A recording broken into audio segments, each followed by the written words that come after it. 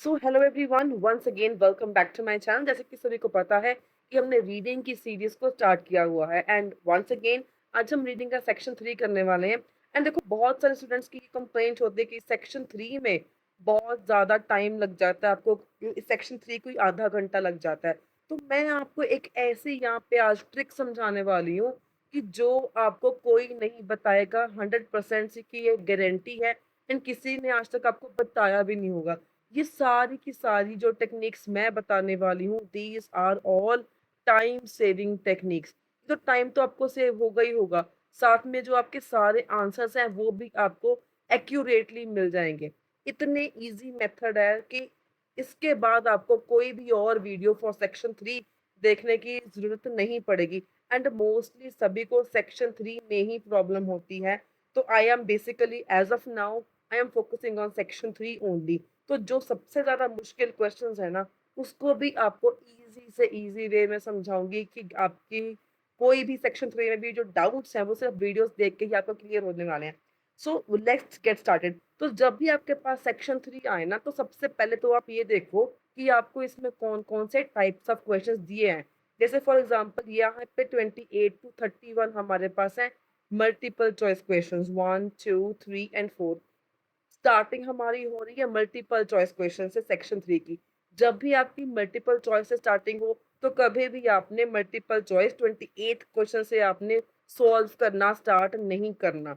This is the wrong pattern, wrong format. अगर IDP ने आपको कोई चीज, कोई फॉर्मेट दिया है, कुछ बहुत सोच समझ के दिया है, जो तो इसकी टेक्निक्स एंड आईडीपी की स्ट्रेटजीज को अप्लाई कर लेते हैं, जो आईडीपी का दिमाग पढ़ लेगा, उसको तो सॉल्व करने में दिक्कत आएगी नहीं। अभी रिसेंटली मैंने रिजल्ट शो की अपना शेयर किया था सभी के साथ।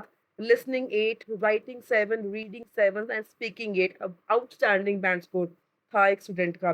तो आप भी टेक्निक्स को फॉलो करो। अगर आप कोचिंग नहीं अफोर्ड कर सकते या आपके पास टाइम नहीं है, उन्होंने मेरी टेक्निक्स को फॉलो किया and she had scored ultimate band score, right. अब देखो, मैंने आपको क्या बोला कि अगर आपके मल्टीपल चॉइस से स्टार्टिंग हो रही है, तो आपने मल्टीपल चॉइस से स्टार्टिंग नहीं करनी है, कभी भी नहीं करनी।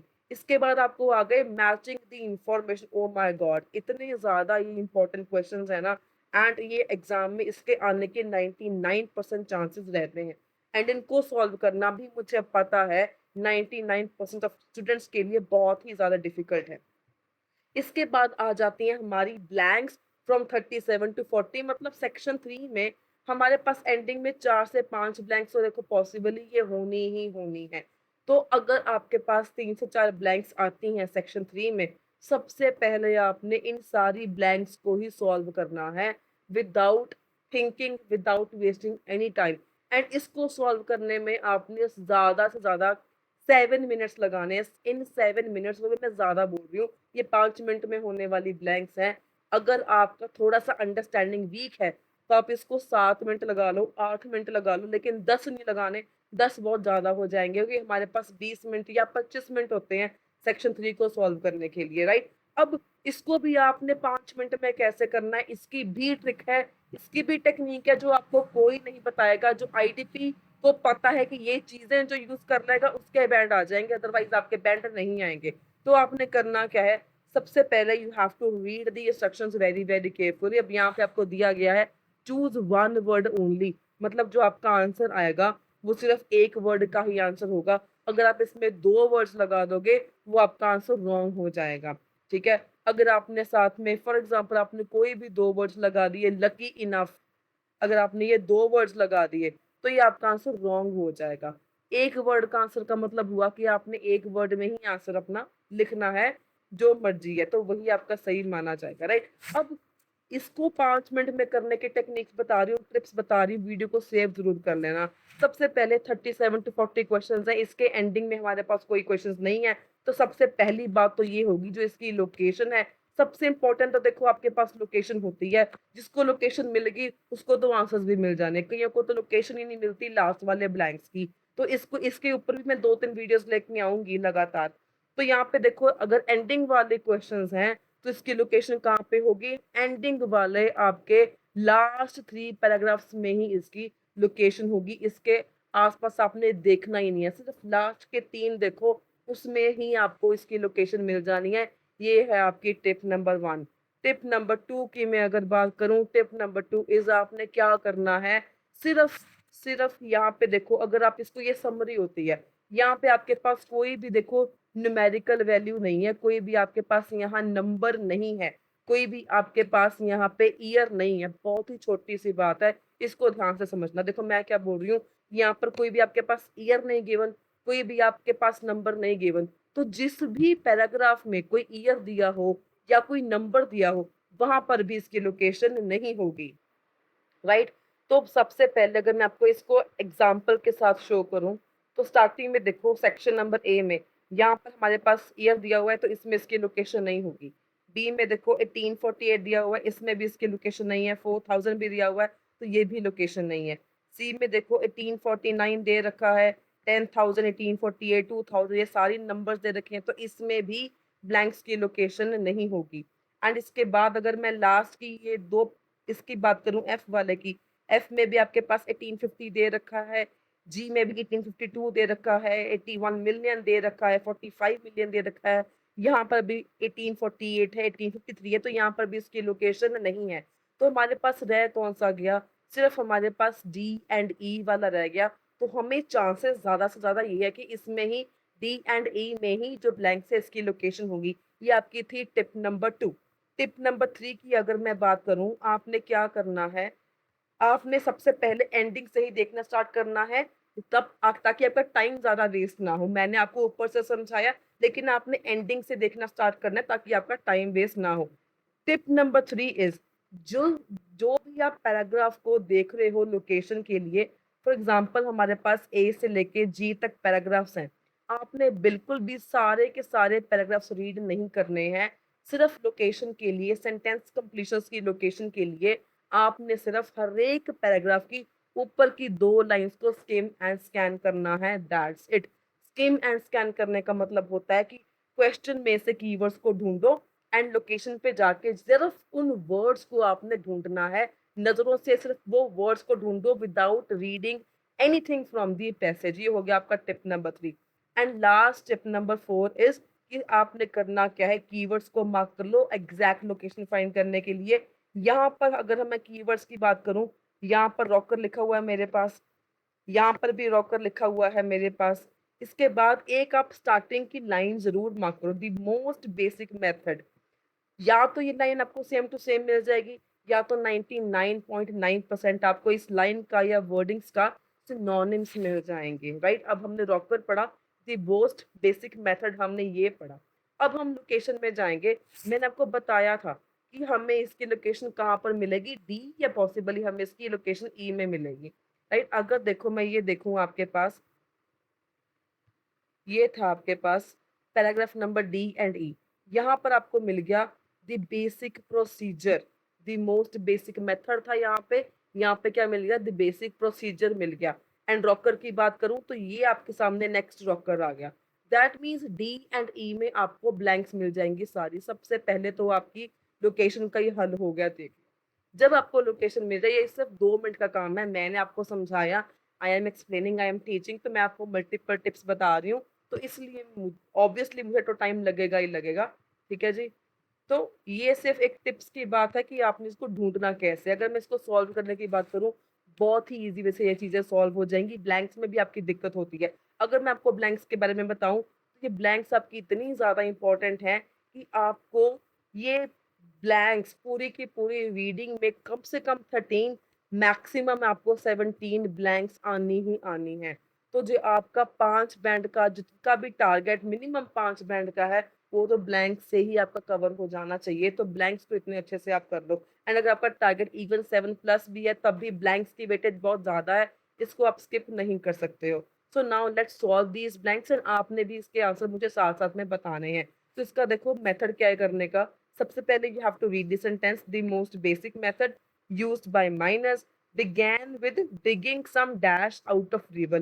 एक होती है डिमांड ऑफ द क्वेश्चन, कि जब तक आपको पता नहीं होगा कि क्वेश्चन आपसे पूछ क्या रहा है, आप उसका आंसर फाइंड नहीं कर पाओगे। तो आपको अंडरस्टैंडिंग भी होनी चाहिए कि ये आपसे पूछ क्या रहा है। तो यहाँ पे बेसिकली क्या है, digging some dash out of a river. Digging मतलब कुछ निकालना, सम मतलब क्या निकालना है? कोई यहाँ पे कोई चीज़ का नाम आएगा कि रिवर में से, आउट ऑफ रिवर, कि रिवर में से क्या निकालना है? अलग-अलग ब्लैंक्स में अलग-अलग टेक्निक्स लगती हैं। समटाइम्स सिनोनिम्स मैच हो जाते हैं, समटाइम्स आपको इस तरीके से समझना पड़ेगा। सिनोनिम्स तो वैसे 99% मैच तो होंगे ही होंगे, लेकिन आपकी अंडरस्टैंडिंग भी काफ़ी ज़्यादा इम्पोर्टेंट है। अब यहाँ पे क्या है, begin with digging dash out of river, तो आपके गेस वो क्या कर लिया कि कोई एलिमेंट का नाम आएगा, कोई थिंग का नाम आएगा कि रिवर में से आपने क्या बाहर निकालना है, राइट? अगर आपको अब लोकेशन की तरफ लेके जाऊँ, तो आपने भी ज़रूर इसका आंसर गेस करके मुझे कमेंट में ज़रूर बताना कि आपको क्या लग रहा है इसका आंसर क्या होगा। तो आपके सामने हमने ये लोकेशन मार्क करी थी। The basic procedure was to place some gold bearing material such as river gravel in a shallow pan, add some water dash dash dash. ठीक है? अब हमारे पास क्वेश्चन क्या था, began with digging some dash out of river, क्या river में से बाहर निकालना है? Some dash. अब देखो, आप कई बार बोलते हो कि ब्लैंक के पहले वाला वर्ड एंड ब्लैंक के पीछे वाला वर्ड आर 99% सिनोनिम्स। देखा, अब वहां पे सम था, यहाँ पर भी सम है। बहुत बड़ा यहाँ पे टिप है, ठीक है? Some gold bearing material. अब आप में से कई लोग बोलोगे मैम इसका आंसर गोल्ड आएगा या गोल्ड बियरिंग आएगा। गोल्ड बियरिंग जिसमें हाइफन हो वो वन वर्ड माना जाता है। अगर आपको इस चीज का नहीं पता, जिसमें भी हाइफन, चाहे वो रीडिंग है चाहे वो लिसनिंग है, जो भी हाइफन वाले वर्ड्स होते हैं वो वन वर्ड की कैटेगरी में आते हैं, राइट? तो गोल्ड बियरिंग बोलोगे, कई इसका आंसर, कई लोग बोलोगे इसका आंसर मटीरियल है। तो जिसने भी ये आंसर सोचा है वो, उनका आंसर रॉन्ग है। ना ही इसका आंसर गोल्ड बियरिंग है, ना ही इसका आंसर मटेरियल है। हमने क्या देखा था, digging out some dash out of river, river में से क्या निकालना है? मटेरियल। कौन सा material? Such as river gravel, river में से क्या निकालना है? ग्रेवल। तो जो हमने पहला वाला क्वेश्चन देखा उसका आपके पास आंसर क्या आ जाएगा? ग्रेवल। मतलब जिसमें गोल्ड लगा हो, gold bearing material such as, river में से निकालना है रिवर ग्रेवल। तो सम तो था ही, उसके बाद इन्होंने थोड़ी सी यहाँ पे एक्सप्लेनेशन ऐड कर दी, आपको एग्जैक्ट आंसर यहाँ पे मिला, ग्रेवल इसका आंसर था, राइट? आई होप आपको इतनी बात समझ में आ गई हो। इसके बाद नेक्स्ट हमारा जो क्वेश्चन है, let's look at the next question. इसमें देखो, आपके पास काफी सारी चीजें इसके बाद दे रखी हैं, अगर आप चाहो तो इसको पढ़ भी सकते हो, नहीं तो इसको आप स्किप भी कर सकते हो। सीधा आप जो लाइन क्वेश्चन वाली है उसको रीड करो ताकि आपका टाइम और सेव हो सके। अब गोल्ड डस्ट लिखा हुआ है, विच वेड मोर, जिसके वेट ज्यादा है, रिमेन्ड इन दी पैन, वो पैन में रह गया। और if the miners were very lucky, अगर माइनस ज्यादा लकी हुए तो there might be even some dash too, मतलब गोल्ड जो है वो तो, गोल्ड डस्ट जो है वो तो मिल जाएगी, लेकिन अगर माइनस लकी है तो कुछ और भी मिल जाएगा। मतलब कुछ और का मतलब टू आ गया यहाँ पे, तो जहां पर भी टू आ जाए, एंड आ जाए, सच एज आ जाए, इसके हमेशा आपको सिनोनिम्स मिल जाते हैं। तो अगर आपको यहाँ पर भी गेस वर्क की बात करूं, सम डैश टू, यहाँ पर भी सम डैश टू था, तो यहाँ पर भी किसी चीज का नाम आएगा, किसी एलिमेंट का नाम आएगा कि गोल्ड डस्ट के साथ माइनस को और क्या मिल सकता है। आपने भी मुझे कमेंट में जरूर बताना कि आपको क्या लगता है इसका आंसर क्या होगा, ठीक है? अब हैवियर गोल्ड, यहाँ पे गोल्ड डस्ट भी लिखा हुआ है, ठीक है? तो गोल्ड डस्ट तो उनको मिल गई, गोल्ड डस्ट के साथ there might be some dash too, क्या हो सकता है? वन वर्ड का आंसर है, यहाँ पर आ जाएगा नगेट्स, गोल्ड नहीं आएगा क्योंकि आपका जो आंसर है वो सिर्फ वन वर्ड का है, इसलिए सिर्फ नगेट्स इसका आंसर आएगा, गोल्ड इसका आंसर साथ में गोल्ड नहीं आएगा, राइट? तो यहाँ पे भी हमारे पास एलिमेंट का नाम क्या था? नगेट्स। गोल्ड डस्ट तो दिया ही हुआ था, टू मतलब यहाँ पे और लिख दिया इसका सिनोनिम, एंड इसका आंसर क्या आ गया? नगेट्स भी यहाँ पे एक एलिमेंट है, तो इसका आपके पास आंसर क्या आ जाएगा? Nuggets, right? So moving on to the next question. Again मतलब आपकी अंडरस्टैंडिंग यहाँ पे इंपॉर्टेंट है थोड़ी सी, एंड थोड़ा सा आप इसको समझते कैसे हो, दैट इज इम्पोर्टेंट। अब यहाँ पे देखो, नेक्स्ट अगेन जो आपको एक्स्ट्रा लाइंस दी गई है, बेशक वो मत पढ़ो, आपके पास इतना टाइम नहीं होता, आपने टाइम सेव करना होता है। Larger stone stuck in the dash, जो बड़े स्टोन्स हैं स्टक इन दी डैश, बहुत ही इजी क्वेश्चन है। हमेशा देखो ब्लैंक के पहले वाला वर्ड तो आपने मार्क करना ही करना है, इसका आपको सिनोनिम 99% मिल ही जाता है। देखो सबसे बड़ा यहाँ पे टिप क्या था, लोकेशन ढूंढने के लिए टाइम सेव करना। कईयों को लोकेशन ढूंढने के लिए 10-10 मिनट लग जाते हैं, तो हमने लोकेशन ढूंढनी है सिर्फ 2 सेकंड्स में, जो मैंने आपको टिप्स बताए 2 सेकंड्स में स्कैन करो, लोकेशन ढूँढो, उसके बाद तो आप 5 मिनट में इसको सॉल्व कर लोगे। ये इतना ईज़ी होता है, राइट? अब यहाँ पे क्वेश्चन हमारा क्या है, largest stone get stuck in the dash. जो लार्ज स्टोन्स हैं, वो कहाँ पे स्टक हो जाते हैं? डी वाला हमने पढ़ लिया। अब स्टोन्स की बात हमें ई में कर रहा है। अब यहाँ पे गेट स्टक इन दी, यहाँ पे लिखा है द बिग रॉक्स, मतलब large rocks. Look for synonyms, scheme and scan किया करो एंड सिनोनिम्स को आपने ढूंढना है, सेम टू सेम वर्डिंग्स आपको नहीं मिलेंगी। The big rocks were caught in a sieve at the top. Big rocks मतलब लार्ज रॉक्स, वहां पे क्या था, स्टक इन अ, यहाँ पे लिखा कॉट इन अ, तो वहां से आपका क्या हो जाएगा, सीव। एंड एक स्पेलिंग का आपने बहुत अच्छे से ध्यान रखना है, जब आप लिखो तो स्पेलिंग्स को एक बार क्रॉस चेक जरूर कर लो। Answer should be in capital letters only, अगर आप पेन पेपर बेस्ड एग्जाम दे रहे हो तो। एंड अगर आपने एग्जाम बुक किया हुआ है, डू कमेंट में इन द कमेंट सेक्शन बिलो कि आपकी डेट ऑफ एग्जाम कब है, आप कहाँ पे एग्जाम दे रहे हो, एंड आपका पेन पेपर बेस्ड है या आपका कंप्यूटर डिलीवर्ड आईएलटीएस है, मुझे कमेंट में ज़रूर बताना। एंड क्या आपको मेरी वीडियोस अच्छी लग रही हैं, आपको जो टिप्स हैं अगर आपको अच्छे लग रहे हैं, बेनिफिशियल लग रहे हैं, तो वीडियो को ज़्यादा से ज़्यादा लाइक एंड शेयर ज़रूर करना। अब moving on to the last question, अब लास्ट हमारा क्वेश्चन क्या है, however a process was introduced involving dash to ensure no gold wash washed out in the water. कुछ नहीं पढ़ना, आपका कुछ भी अंडरस्टैंडिंग करने की हमारी यहाँ पे जरूरत नहीं है। सिंपली आपने क्या किया, हाउ एवर, कनेक्टर सबसे इंपॉर्टेंट चीजें हैं सेक्शन 3 के लिए, कनेक्टर सबसे इंपॉर्टेंट है, फ्रेजेस सबसे इंपॉर्टेंट है, कॉमास एंड पंक्चुएशन मार्क्स सबसे ज्यादा इंपॉर्टेंट है। जिसने इतनी बात समझ ली उसके रीडिंग में कोई दिक्कत नहीं आएगी। So a process was introduced involving dash to ensure no gold was washed out in the water. Big process उन्होंने इंट्रोड्यूस किया था इन्वॉल्विंग डैश। बिग प्रोसेस में क्या ऐड किया, क्या उसमें उन्होंने इन्वॉल्व किया।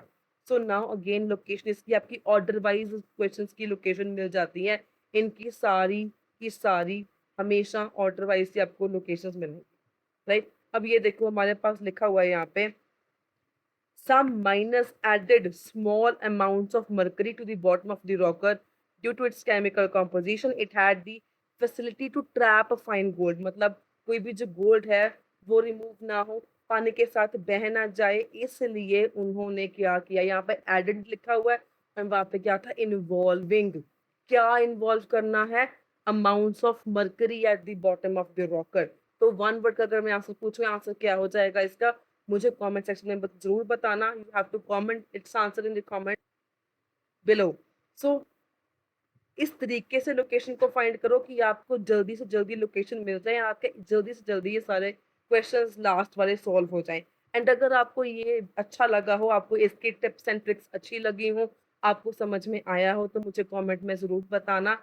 एंड अगर आपको चाहते हो कि इसकी रीडिंग की मल्टीपल चॉइस के साथ मैचिंग द इंफॉर्मेशन की वीडियो में लेके आऊँ, टिप्स के साथ, ट्रिक्स के साथ, शॉर्ट से शॉर्ट मेथड के साथ, कि आप इसको 10 मिनट में कैसे कर सकते हैं, लिटरली इन 10 मिनट्स आप इसको कैसे कर सकते हैं, मुझे कमेंट में ज़रूर बताना।